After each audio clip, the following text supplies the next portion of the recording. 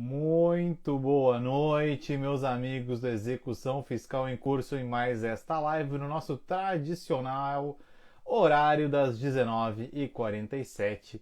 E esta é uma live para tratarmos da defesa do executado diante do título executivo, buscando alguns paralelos, lá com a execução do rito do CPC com a Mona Lisa.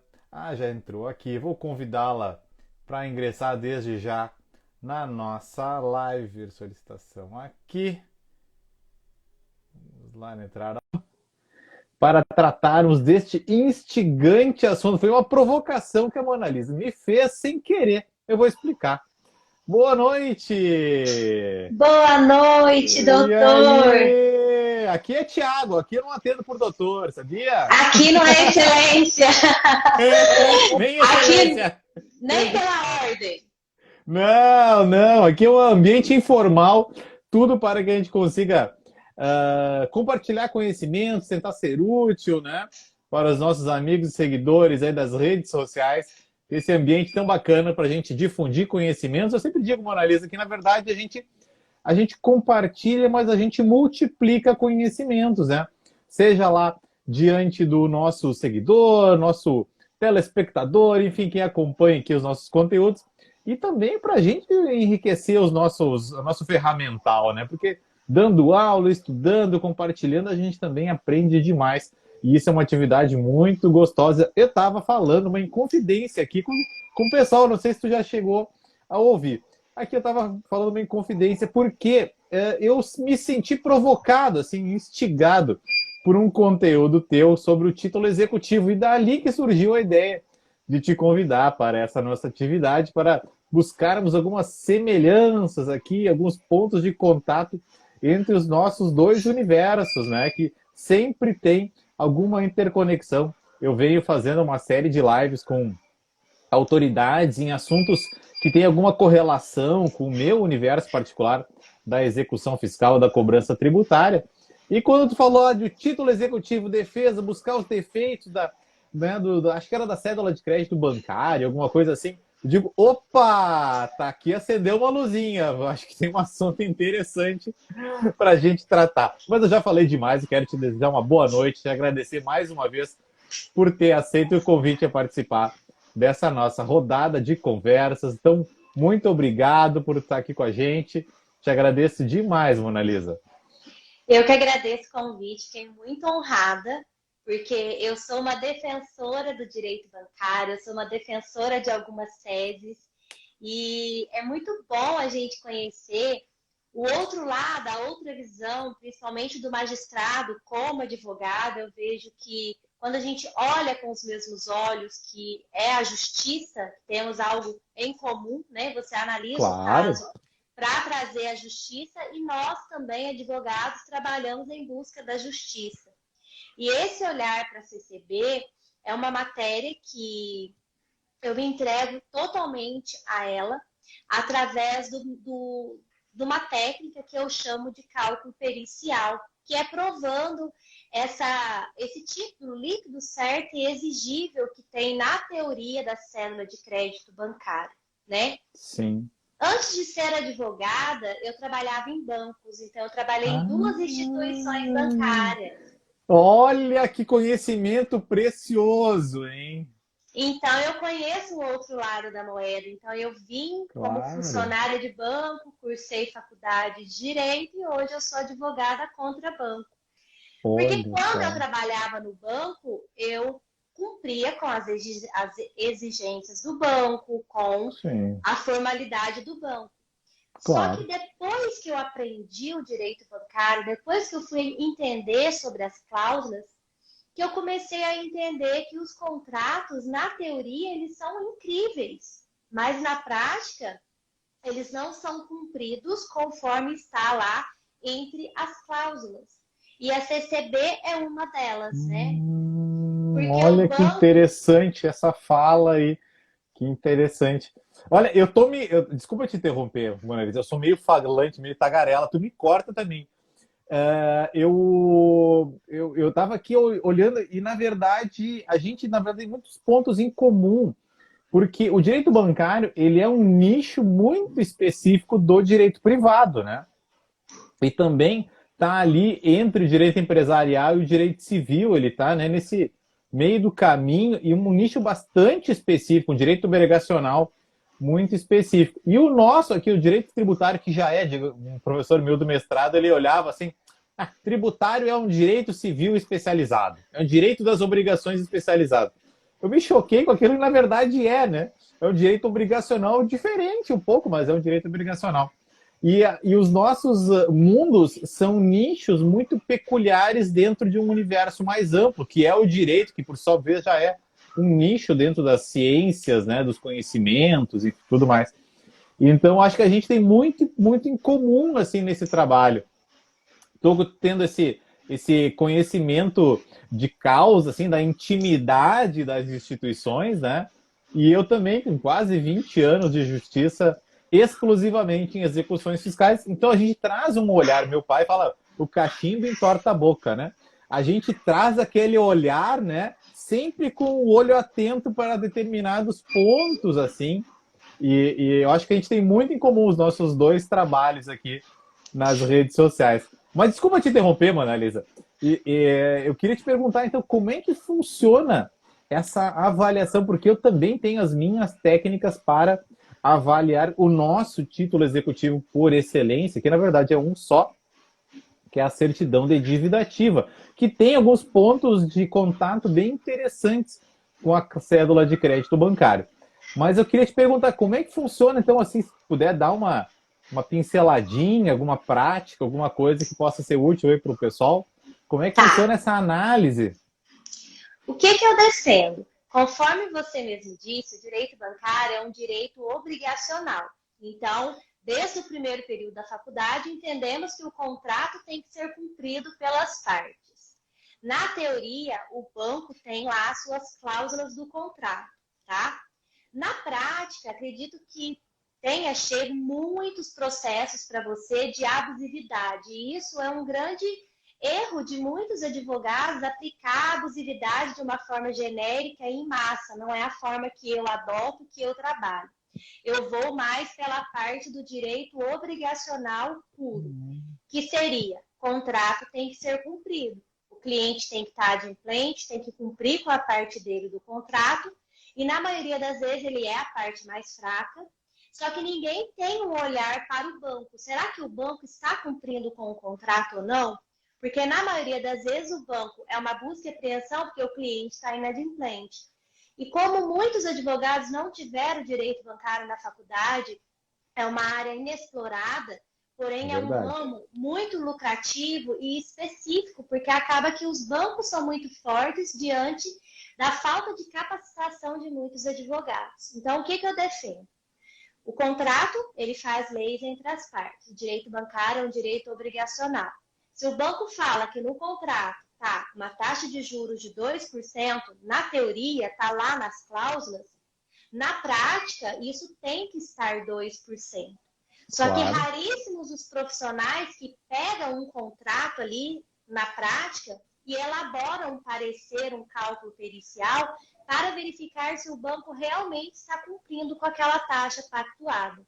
Então, a tese que eu defendo, ela se chama descumprimento contratual. O que seria isso? Eu pego um contrato bancário, às vezes o cliente ele está mega endividado, ele está ali sem o mínimo existencial, muitas das vezes são clientes analfabetos, leigos, que não têm uma instrução financeira, que acabam sendo vítimas desse assédio de ofertas bancárias, né? Sim. Eu falo porque, como eu disse, eu já trabalhei no banco, eu já assediei muito cliente, ligava ofertando empréstimos, mas na época eu cumpria a ordem do meu gerente, queria ganhar comissão, então eu tinha. Será que é pecado isso? Aí hoje eu tô tentando pagar, né, com bem aquilo que eu fiz de mal lá atrás, porque eu não tinha essa consciência. Então, o que acontece? Essa tese de descumprimento contratual, ela desmascara o banco. E a minha maior dificuldade é ter um doutor Tiago na nossa vida, um juiz que está aberto a entender essa tese, que ela não é uma ação em massa igual tem por aí, ela não Sim. fala de abusividade. Em nenhum momento nós tratamos essa tese como abusividade. A abusividade é outra história. O que eu defendo é a tese do descumprimento contratual. Então, eu ensino, né, os advogados a elaborarem o cálculo pericial. Porque com o cálculo sim. pericial, o advogado ele não precisa terceirizar um contador, porque na maioria das vezes esses clientes eles não têm condições financeiras de arcar com uma perícia, são pessoas pobres. Então, o advogado que é capacitado, ele vai trazer aquilo que o juiz gosta de receber, imagino eu, que sai daquele negócio de alegou e não comprovou. Então, sim, você vai receber uma petição inicial comprovando aquilo que está alegando, uma petição inicial diferenciada, com uma prova material. Então, se eu falo para Vossa Excelência que a taxa de juros de 2%, o banco está cobrando 3%, não é uma abusividade. Mas para o consumidor que está adimplente, que está cumprindo com a parte dele, é uma injustiça aquele contrato não estar sendo cumprido pela parte do banco. Então, eu trabalho muito nessa questão da obrigação entre as partes. Porque claro, se formos trocar de papel, se o cliente deve uma parcela para o banco, a primeira consequência é inadimplência, nome no SPC Serasa, o banco vai debitar da conta do cliente qualquer dinheiro que cair lá, vai descontar no automático. Então, o banco tem os seus poderes em mãos. Mas e o cliente? Muitas das vezes eu faço o cálculo pericial e eu vejo que aquele contrato o cliente pagou 1 ano e meio a mais do que está na teoria, do que está no contrato. Sim. Muitos clientes, às vezes, o banco executa, né? Executa a CCB, que ela é um título líquido, certo e exigível. Então, é aí que entra o meu cálculo pericial. Eu mostro que aquele título, Excelência, ele não é líquido, não é certo e nem exigível. Por quê? Porque o banco ele não está cumprindo com a obrigação dele no contrato. Também o cálculo mostra quando o banco cumpre. Quando não há irregularidade, a matemática é a mesma. Tanto elaborado por um advogado quanto por um contador. Então, eu ajudo os advogados a elaborar esse cálculo, a mostrar quais contratos realmente têm irregularidades. Eu não trabalho com essas ações em massa de abusividade, mas eu defendo o contrato, a parte obrigacional. E a CCB, a tese que eu trabalho, é essa que eu chamo de descumprimento contratual.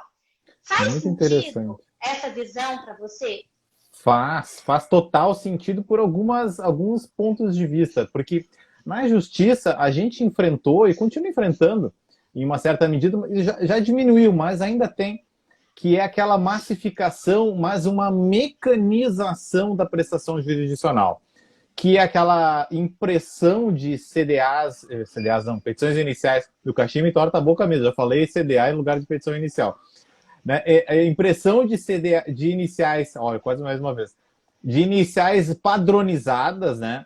Sem muito cuidado, e numa espécie de estratégia que o advogado buscava não ganhar propriamente no êxito do processo, que às vezes era uma lide quase temerária, né? Mas ganhar, às vezes, na manutenção daquele processo ativo, surfando uma onda do congestionamento de alguns juízes, juizados, né, da Fazenda Pública, ou juizados especiais, ou vara civil, enfim, dependendo da circunstância.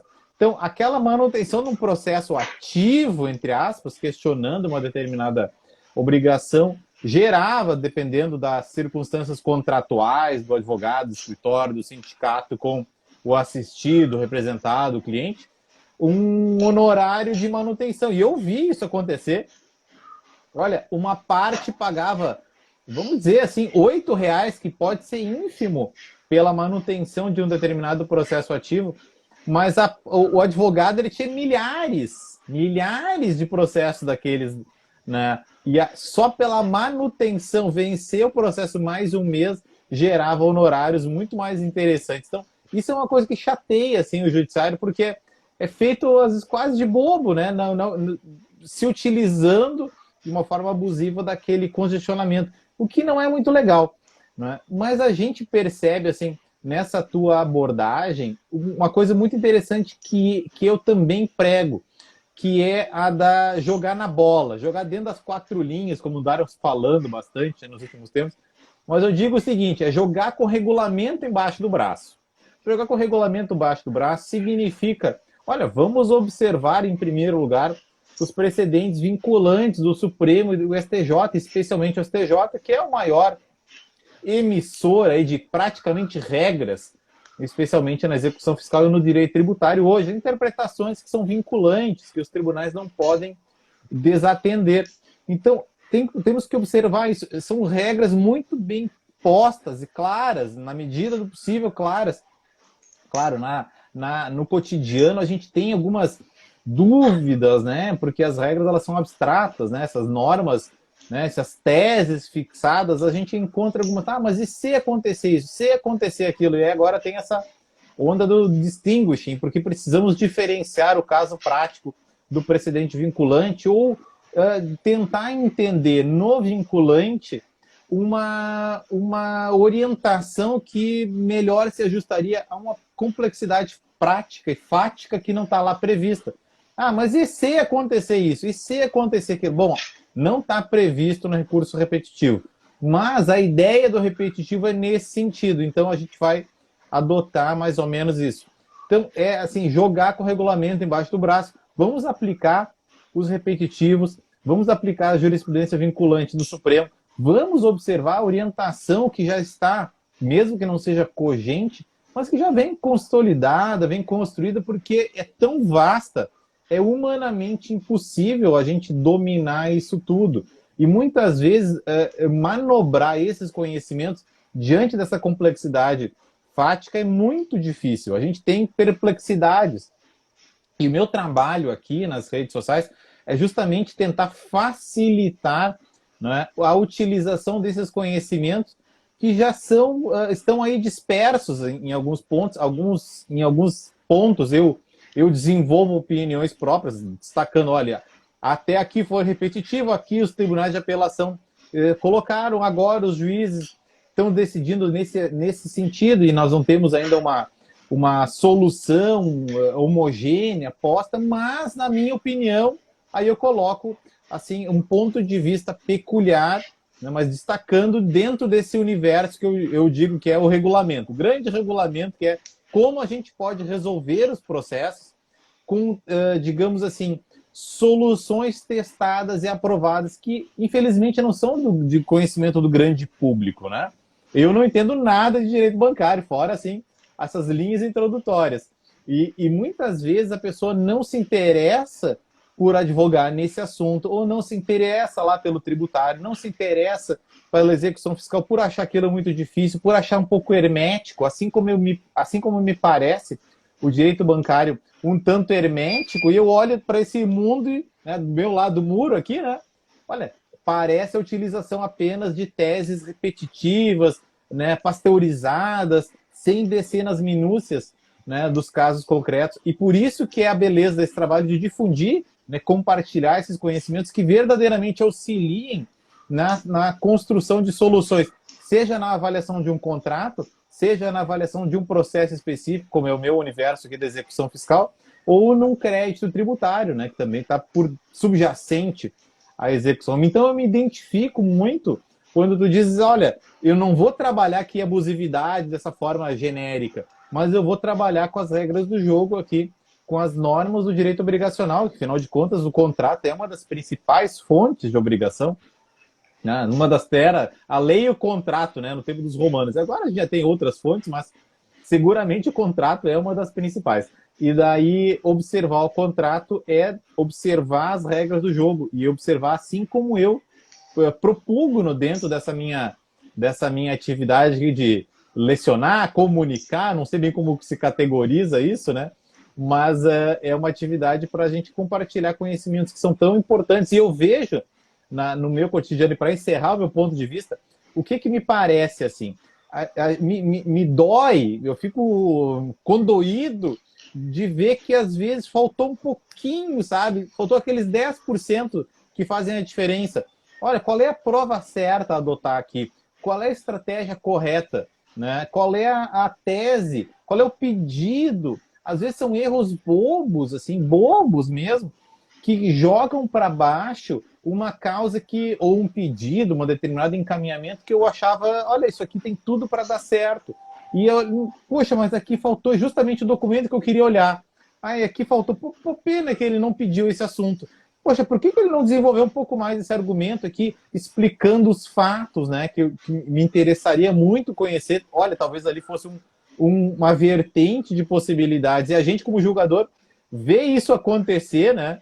Só que o primeiro juiz da causa é o advogado, né? O advogado é realmente o primeiro juiz da causa e ele vai traçar uma estratégia.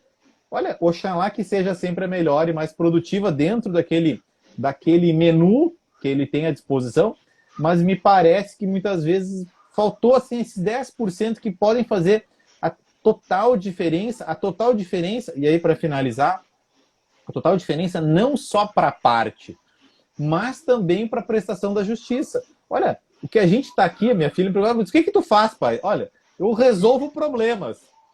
A vida do juiz é resolver os problemas. E o que o advogado faz? Olha, ele tenta ajudar a parte a resolver esses problemas, né? Os teus clientes, seguramente, né? Fora trabalho de lecionar, são pessoas que enfrentam dificuldades, tanto que buscam auxílio técnico, né? E quando não se consegue pela via extrajudicial solucionar, se bate lá na porta do judiciário pedindo socorro desse terceiro imparcial para que ele lá com a sua mão forte consiga resolver esses problemas. Então, eu me identifico muito com esse trabalho, com essa abordagem, assim, de metodológica, né? Porque tem outras formas também, né? Eu vejo aqui o pessoal desenvolvendo teses, fazendo offshore, holding não sei do que, né? Coisa assim que não é resolver o problema, é maquiar o problema, é dizer que o rosa é vermelho, e aí começa a complicar, né? E aí não é por aí, né? Não é o jeito que eu gosto de trabalhar. Então, você falou uma coisa muito interessante, que é essa questão de, às vezes o advogado tinha tudo para vencer, mas faltou, eu brinco com os meus alunos que faltou aquele tempero. Quando eu fui pesquisar para ver se essa tese validava, para eu trabalhar essa tese, eu pesquisava jurisprudências de direito bancário e eu só via improcedências nessas ações em massa de abusividade. Eu pesquisava mais a fundo, eu via que alegou e não comprovou. Eu via que o juiz ele queria aquela prova, ele queria entender um pouco mais, mas alegar, Ctrl-C, Ctrl-V, isso não é trabalhar para o cliente. E eu trato cada contrato como se fosse único. Tanto é que eu nem faço parcerias porque eu não dou conta de atender. Eu não quero abraçar o mundo, mas eu quero fazer o melhor pelo pouco que eu tenho, porque os meus clientes ali, eu quero sentir o contrato e verificar um a um. Não é uma fábrica de petições. São vidas que estão envolvidas naquele processo. São famílias que estão endividadas por trás daquela petição inicial. Não são números. Claro. Porque números é o banco. O banco não dá para conciliar porque ele não tem os quesitos que são questões, sentimentos e interesses, por exemplo. Ele não tem o sentimento, é um PJ. Uma pessoa jurídica, uma empresa que estão, né, que tem os maiores lucros aí, principalmente pós-pandemia, enquanto o cliente, que é os nossos clientes aposentados, tem esse maior endividamento dos últimos anos. Então, o que acontece? Quando nós trabalhamos com a prova, então o que eu ensino é, advogado, não vai ser o que todo mundo é, não vai ser essa em massa que não sabe trabalhar com o direito bancário, que é Ctrl-C, Ctrl-V. Os juízes não aguentam mais ver isso, eles vão ver aquela petição e vão falar, é mais uma daquela. Então, se tem um Ctrl-C, Ctrl-V para aquela petição inicial, às vezes tem um Ctrl-C, Ctrl-V pronto ali também, porque do jeito que vem, vai. Se você faz uma petição inicial genérica, você também vai ter uma sentença no mesmo patamar. Agora, se você mostra para o juiz que você deu ali o entendimento daquela petição inicial, se você mostra que o banco está errado, mas não é porque, vamos ver o que vai dar, não. Tem que ter a verdade ali, tem que ter a real prova que aquele contrato está sendo descumprido. Que no caso do tema aqui da nossa aula, que seria a CCB. Então, se uma CCB está sendo executada, ou se o advogado quer fazer uma revisional, aquilo tem que estar errado verdadeiramente, não é procurar o judiciário para tentar, não é tentar, é mostrar que realmente aquele contrato está irregular, com provas, que é aquilo que você às vezes sente falta numa petição inicial, que são as provas. Só que nós, que trabalhamos com esse olhar, nós ainda somos a minoria. Então, às vezes, a maior dificuldade que nós, advogados expertos em direito bancário, enfrentamos diante do Poder Judiciário é mostrar o nosso diferencial, porque do mesmo já tem muitos. É muito verdade. mais Ctrl-C, Ctrl-V, advogados em massa e petições genéricas. Então, nós somos tão pequenininhos ainda para ser um precedente. Mas eu falo para eles, temos que ser persistentes, que um dia seremos súmula. Um dia nós teremos a súmula do STJ para mostrar que quando você comprova que há uma irregularidade e você realmente mostra, você tem que entender que o juiz vai ver que a sua petição inicial ela foi elaborada ali com capricho, com qualidade, com verdade, com prova material. Eu tenho certeza que você diferencia uma petição Ctrl-C, Ctrl-V do que uma petição inicial bem elaborada. E eu imagino que aquela que é elaborada vai ter um olhar, vai ter um estudo, vai ter um opa, esse daqui está com o tempero completo. Opa, essa petição é aquela que dá gosto de ler, estudar, realmente fazer a justiça. É isso que eu prezo todo dia, mas o meu maior confronto é ser diferente do que todo mundo é. Porque eu não ensino que todo mundo, quer copiar a petição? Vai no Google e vê o que dá. Comigo não. Comigo eu gosto de sentar, analisar e realmente ver se há o erro. Se não há o erro, tá tudo bem, não tem o que fazer. Mas se há o erro, temos que trabalhar do lado do cliente daquilo que é correto. Contrato faz leis entre as partes. Se o contrato não está sendo cumprido, há o descumprimento contratual. E para o descumprimento contratual, eu uso uma súmula 530 do STJ. E essa súmula, eu defendo ela e eu trabalho a minha tese toda em cima dela, porque ela fala que quando há impossibilidade de comprovar a real taxa de juro pactuada, essa palavra impossibilidade, para mim, é quando o banco fala que pactuou 2%, mas na realidade está 3%. Não tem nada a ver com abusividade. Mas aí está totalmente diferente. Então, essa súmula ela fala, havendo esse conflito de taxas, ou não tendo a taxa no contrato, aplica-se a mais benéfica, para não ter ali ninguém querendo vencer ninguém. Ela meio que faz já um acordo ali. Então, vamos resolver essa bagunça toda e vamos aplicar a que for mais benéfica para o consumidor. Isso está na súmula 530 do STJ, que é uma súmula que eu acho muito forte, muito importante para quem atua no direito bancário, principalmente ela junto com o direito obrigacional, né? Claro. E essa súmula, ela traz também a fonte, que é uma dos conflitos que nós temos no campo de batalha, que é a fonte do Bacen. Tá? O Bacen é o banco dos bancos. Ele que regulamenta, autoriza, fiscaliza. Quando eu trabalhava no banco como funcionária, que nem advogada eu era, eu tinha que obedecer às regras do Bacen. Se eu desobedecesse às regras do Bacen, o Bacen não aprovava os contratos, o banco não aprovava os contratos. Então, há uma legislação interna dos bancos sobre os bancos, como se a Constituição Federal está acima de tudo, o Bacen está acima dos bancos no mesmo patamar, né? E às vezes muitos magistrados, muitos outros colegas entendem, mas o Bacen não é uma fonte segura e não apresentam uma outra fonte. Sendo que na própria súmula do STJ, ela traz essa fonte. Qual que é a fonte? Bacen. Então, a própria súmula fala, aplica-se a taxa média divulgada pelo Bacen. Então, mas muitos advogados fecham os olhos para isso e acham que é abusividade. Vamos aplicar a taxa média do mercado porque é abusividade. E eu fico triste ao ver isso, porque isso é a grande maioria, é a massa que acha que é assim, está tudo bem. Só que eles têm uma oportunidade de fazer justiça de uma forma tão mais assertiva, com a tese do descumprimento contratual, sem sem enganar ninguém, mostrando ali verdadeiramente que aquela cédula de crédito bancário, ela está irregular, ela não pode ser executada porque aquele título, ele não está certo, nem líquido, nem exigível, porque há irregularidades. Vamos fazer um equilíbrio contratual, conforme nossa Constituição Federal reza lá no artigo 192. Vamos trazer esse equilíbrio contratual primeiro.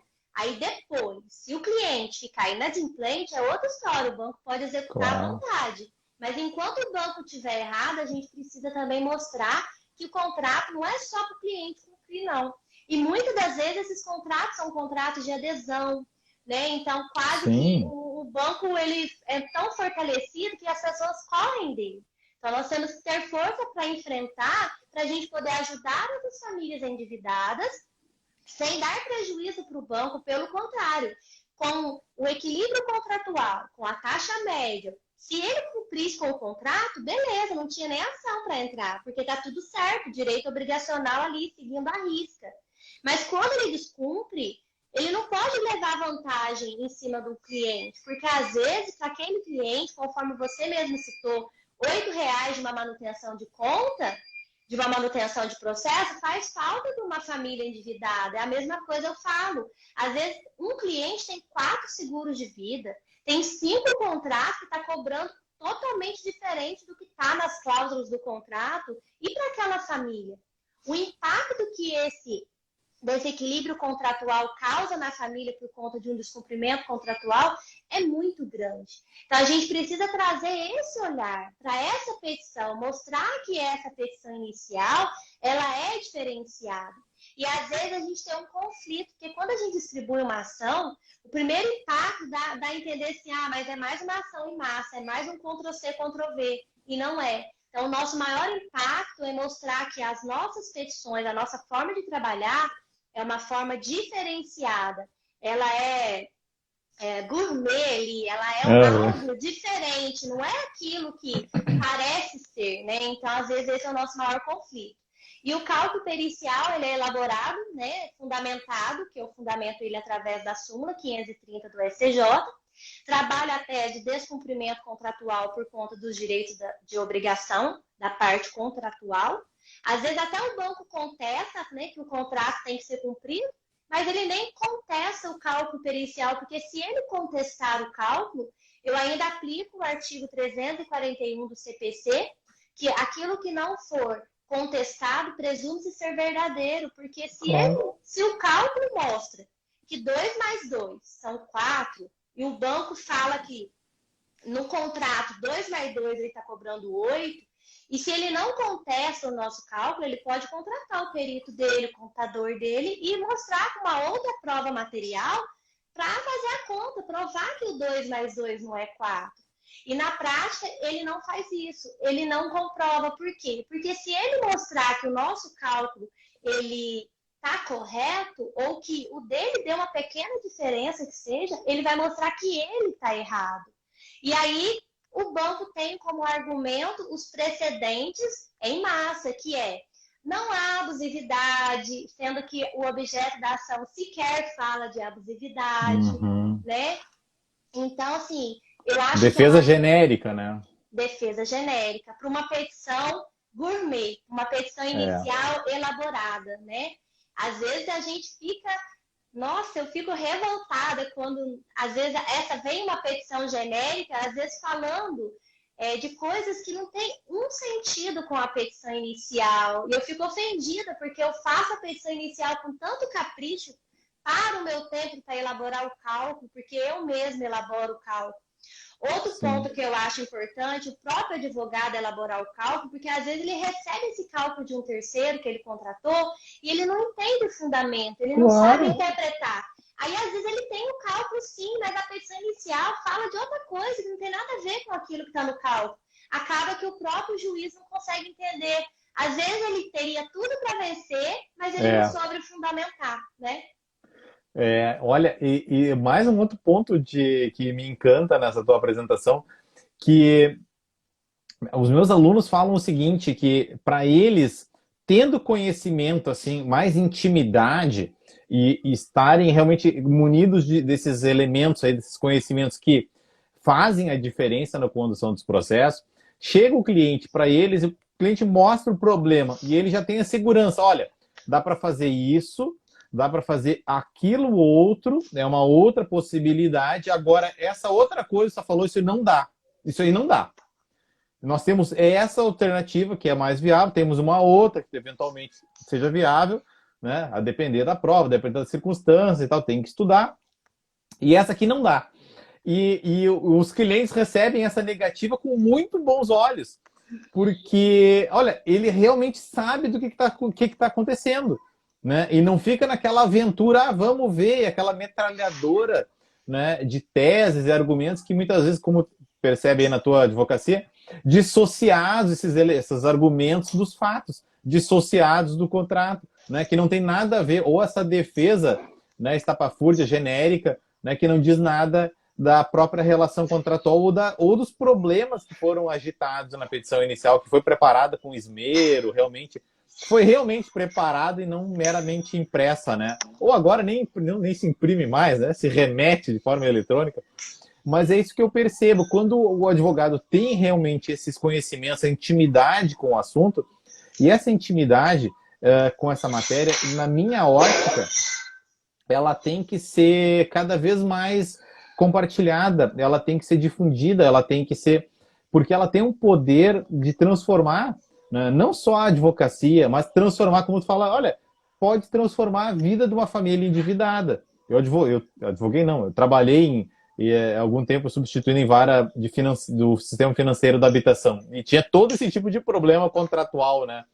E a gente via, na verdade, o problema que o processo traz é um problema verdadeiramente humano. Eu fazia as audiências de conciliação e eu deixava sempre as pessoas falarem bastante no início, porque às vezes elas carregam um problema de 10, 15 anos, às vezes, um problema que amargura a vida daquela pessoa e ela nunca teve uma ocasião para encontrar alguém com o poder de solucionar, porque o banco, como tu diz, né, é uma entidade impessoal, né, uma pessoa jurídica, não uma pessoa de carne e osso.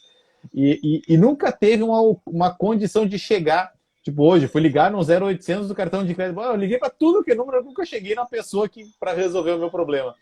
A gente não chega na pessoa que tem o poder de resolver. E quando lá tinha a possibilidade, a gente via, olha, como é importante a gente chegar exatamente no âmago do vivenciado ali, que é uma situação da vida, da família. E se a gente pode resolver isso com conhecimentos e resolver apaziguar verdadeiramente o que está por trás do processo, nossa, é uma atividade fantástica. Foi mais de ano. Uma atividade maravilhosa, porque eu via as coisas realmente sendo solucionadas, né? Mas isso, claro, mediante conhecimentos que são conhecimentos de trincheira, mas eu acredito que a gente pode difundir que é justo que as pessoas que... Eu tenho seguidores, esses dias eu estava fazendo uma reunião com eles, era um de cada estado, o interior de cada estado do Brasil, e que jamais eles teriam... Eu nunca ia ter essa condição de chegar e perguntar isso aí para alguém, perguntar para um juiz, olha, como é que faz esse negócio aqui? Digo, querido, isso aqui é assim, isso aqui é assado, cada disso, cada aquilo, tá? Digo, nossa, mas é tão fácil. É exatamente isso aí. E aí, mas olha, eu nunca tive condição de chegar. E a gente tem esse poder, né, através desses meios eletrônicos que, enfim, nos últimos anos, aí, os anos recentes, nos forçaram a migrar para isso aí, mas tem esse poder de transformação tão interessante, né? De fazer chegar esses conhecimentos a todos os rincões do Brasil. Se fala até, eu tinha uma seguidora que estava morando na Europa, chegou até na Europa, né, em Portugal lá. Esses conhecimentos que são verdadeiramente chave. Para encerrar, vou dar um exemplo de uma professora minha, que ela foi professora no LFG, e ela disse que, olha, uma vez eu fui num congresso, mas era Rondônia, Roraima, um lugar assim, longe do centro do país, e aí veio um promotor falar comigo, e ele disse, olha, eu só consegui passar no concurso da promotoria da MP estadual daquele estado, que eu não lembro qual que era, porque tinha uma unidade LFG naquele lugar. E lá ele conseguiu ter acesso a esses conhecimentos-chave, né? E transformou a vida. Então, não é assim uma questão de meramente resolver questões jurídicas, que o nosso trabalho acaba muitas vezes sendo, mas é de impactar positivamente na vida das pessoas. Isso é fantástico, é um poder assim fantástico, né? Eu me encanto demais com isso aí. Mas me conta, Mona Lisa, um pouco mais agora, como é que tu tem um curso disso aí, é um treinamento? Como é que funciona essa tua atividade? De repente eu me inspiro mais aí a modificar o meu modo de pensar. Nossa, fica aí o meu convite. Eu gostaria até de te presentear com o meu curso Expert em Direito Bancário, Opa!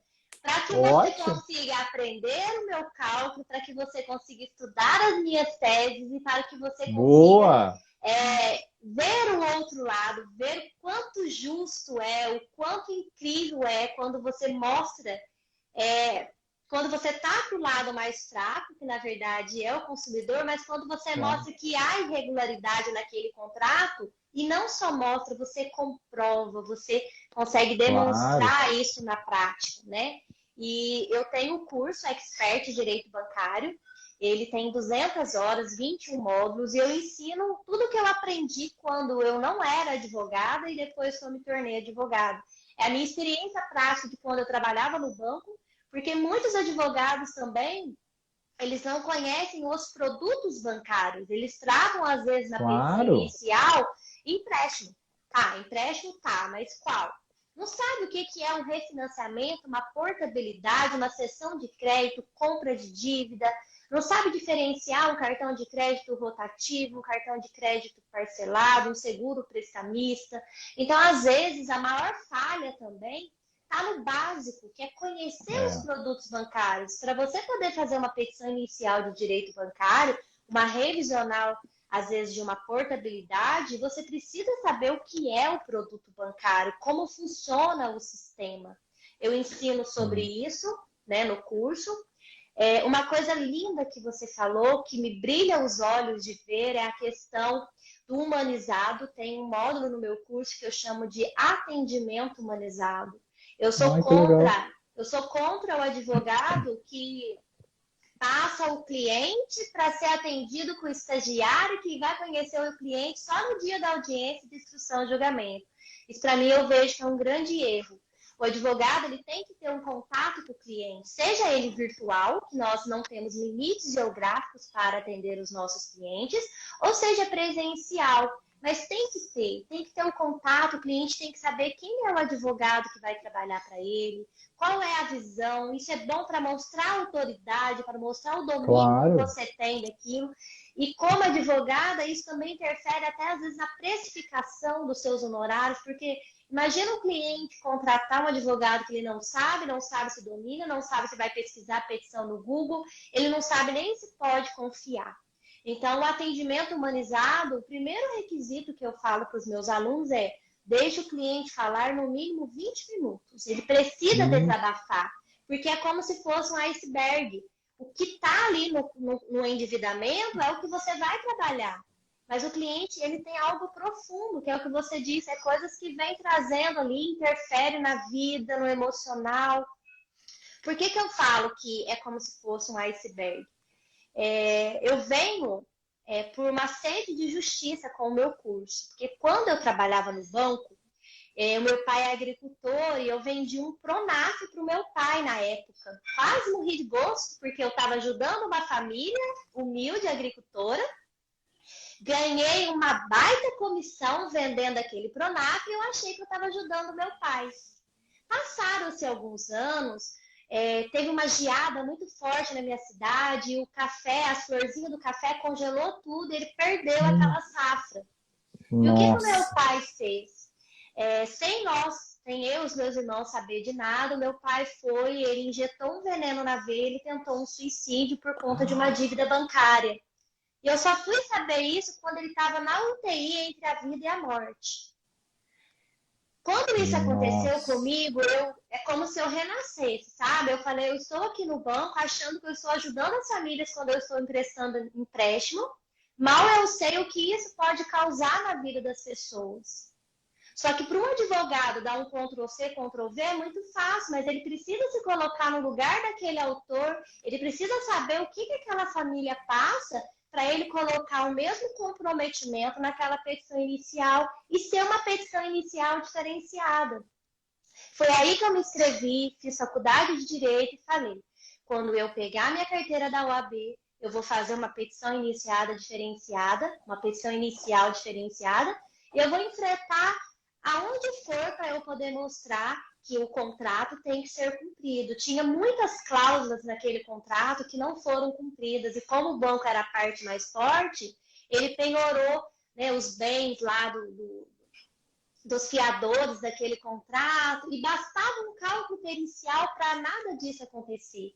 Graças a Deus, o meu pai foi salvo, hoje ele está super feliz, vivo, e até em outra profissão.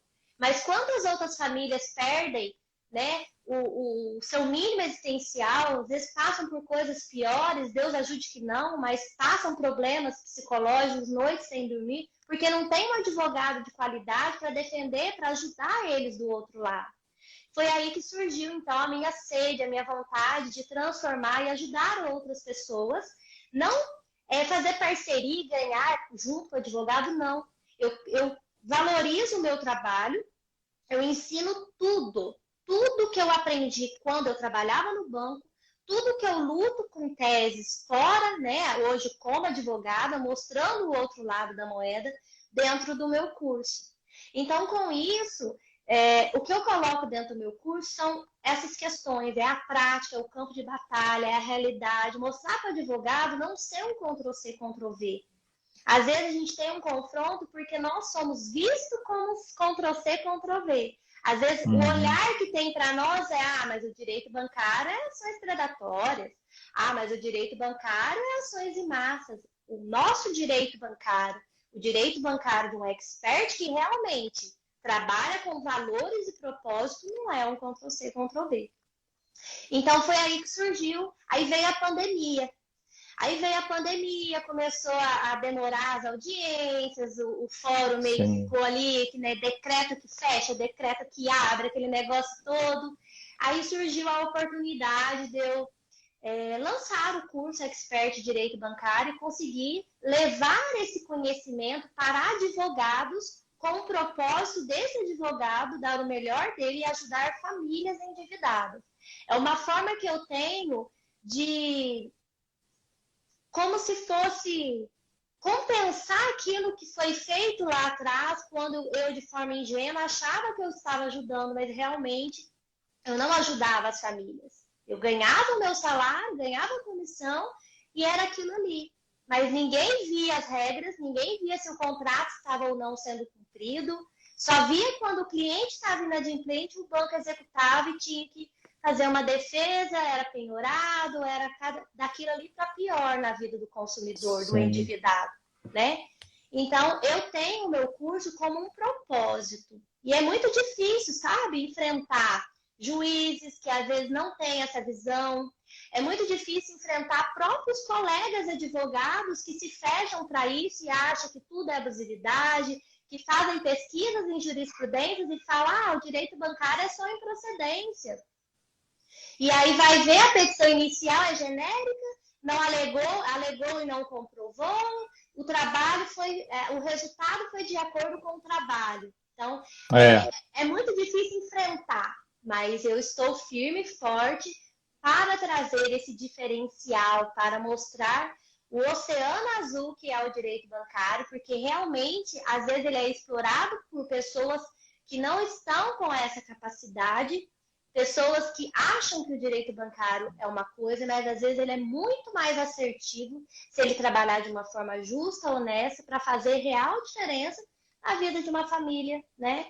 Então, por aí surgiu. Aí a pandemia veio, eu passei a ensinar, e quanto mais eu ensino, mais eu aprendo, mais oportunidades eu tenho de conhecer pessoas brilhantes como você, que tem essa visão, que a gente vê que tem uma visão, um olhar diferente, né? Que trata também, quando você diz que dá o espaço para o cliente falar, isso é lindo de ver, porque a gente quer mais pessoas assim, né? Por mais pessoas assim, para tudo ser diferente e todo mundo ter aí uma prosperidade de uma advocacia justa, ética, com propósito, que é o diferencial, não é brincar de advogar, né? É advogar corretamente.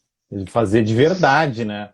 Eu me identifico muito porque, justamente, na minha atividade, que na execução fiscal, que semelhantemente ao direito bancário, é um nicho muito específico, como eu disse, né? Eu preciso ver as coisas acontecer, né? Eu gostaria demais de ver as coisas acontecer de uma forma mais produtiva. E esse é o propósito, realmente, desde o início do meu perfil, é tentar ajudar realmente a multiplicar esses conhecimentos. E os relatos que eu tenho é de pessoas que, seja no conteúdo gratuito aí, né, no Instagram, também lá no meu canal, minha lista de e-mails, eu tenho 2 e-mails semanais com conteúdos autorais e práticos, assim, e o pessoal me conta, olha, eu já estou imprimindo os e-mails e já é uma biblioteca, né, de e-mails com conteúdos úteis. É a ideia mesmo, com os highlights, assim, que já se possa aproveitar, né?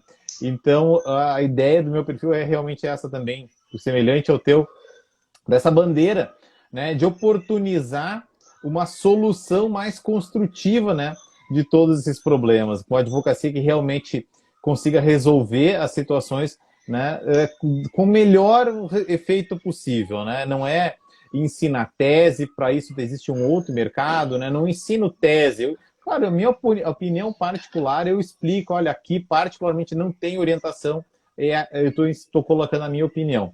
Mas no mais é ensinar exatamente o que é o correto, digamos assim. Claro, eu tenho a minha ênfase, né?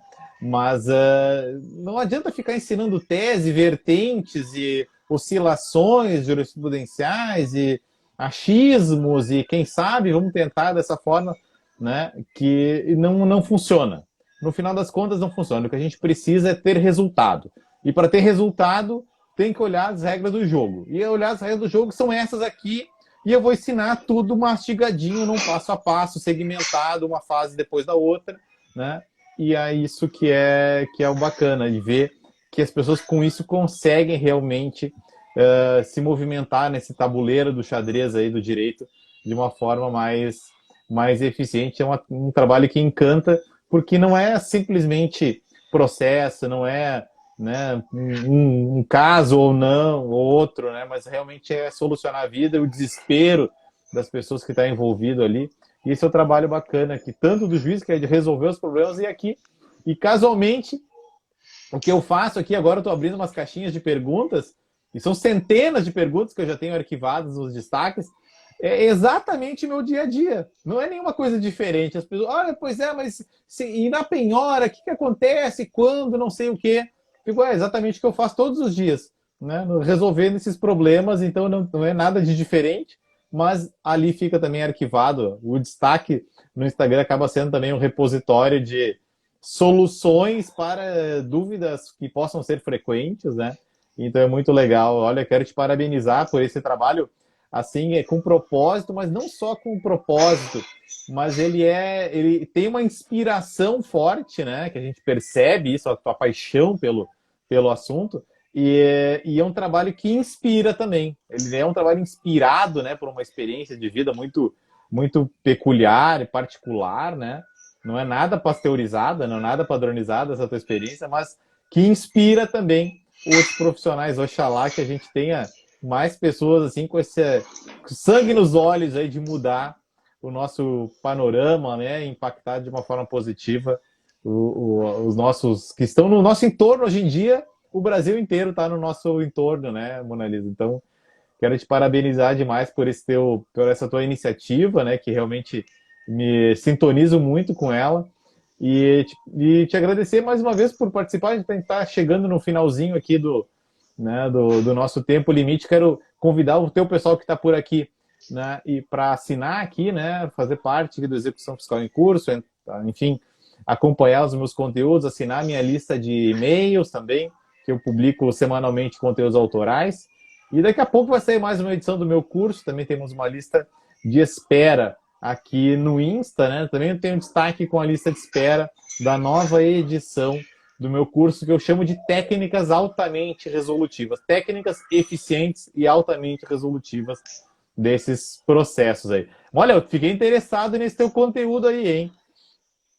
Quero aprender bastante. Agora você já vai aprender o cálculo pericial. Quando você receber uma petição inicial, você já vai ter aquele olhar, né? O olhar humanizado para aquela petição. Eu tenho certeza que vai transformar aí, ajudar mesmo de uma forma justa muitas famílias e vai trazer esse mínimo essencial, resgatar aí a dignidade de muita gente. Maravilha, te agradeço demais. Mais uma vez, muito obrigado por ter aceitado esse convite para participar aqui da nossa atividade. Seguramente o meu pessoal te ouviu aí com encantamento nos olhos, assim como eu ouvi as tuas falas aí maravilhosas. Te agradeço Gratidão. demais. E ficamos à disposição aqui. O Execução Fiscal em Curso é sempre um ombro amigo para todo mundo compartilhar aí as suas angústias, inquietações, dúvidas. E na parte jurídica, ao menos na execução, eu garanto que tenha uma resposta. Eu que agradeço o convite. Desejo muito sucesso para todos que estão aqui presentes. Tenho certeza que quem entrou nessa live já vai sair diferente, com muito aprendizado de ambas as partes. Vamos fazer um print aqui, Mona Lisa. Ó, vamos fazer um sorrisão aí, todo mundo printa a tela. Aí.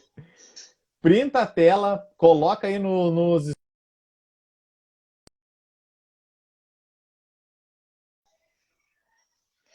Reposta... A gente nem combinou isso antes, mas...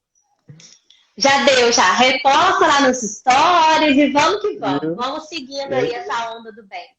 É isso aí, difundindo esses conhecimentos. Maravilha. Muito obrigado, pessoal. Um forte abraço a todos que nos acompanharam até aqui. Mona Lisa, brigadão por tudo. E seguimos em contato. Eu que agradeço. Ok, um abraço, gente. Tchau, tchau. Um abração. Tchau, tchau.